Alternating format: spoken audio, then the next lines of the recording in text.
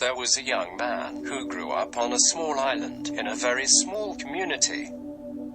His early childhood was less than a typical lower-class environment. His family was very poor financially. His dad worked as a farmer and his mom as a domestic helper. He had a difficult childhood growing up with 4 siblings. As the only boy for his parents, he always feels somewhat responsible to take care of things and lead. He didn't have much growing up. At times he would work any little jobs with his older friends just to help out. His mom and dad, however, took care of him and his siblings to the best of their ability.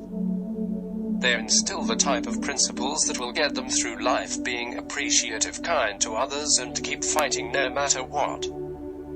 One year, when the young man was about 18 years old, he decided to attend an institution that he heard could teach him some hands-on skills that might allow him to get a job. He didn't have any money, but his parents spared some change that could take him to the institution. He lives on dorm for 1 year, going back and forth on weekends. About 10 months after, the institution placed the young man at an organization for working experience for 1 month. He was assigned to their filing room for that month. During that month, he read every file that came through his hands to get an understanding of what the business was about, because deep down, he knew he wasn't going to get much more opportunities to get ahead.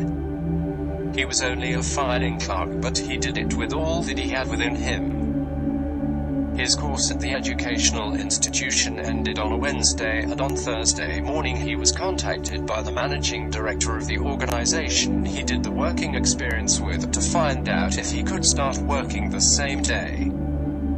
Without hesitating, he started the same day wearing the school uniform on the first day and figure out the rest along the way. The young man decided to stay with a family member while working in the city. This way he wouldn't have to travel back to his home daily, and he would also be able to save a little money. The organization paid for the young man to do some courses in the field he was now working in to get the different licenses to operate so that he could work there. He worked with the company for 4 years. During that time he also started college to pursue a first degree.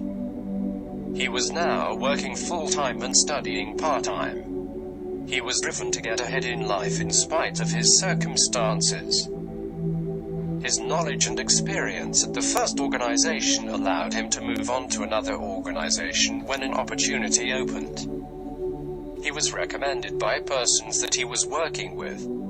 Everyone that the young man worked with and came into contact with could see his drive to make a difference. Though he was from a poor background, he had a very rich mindset.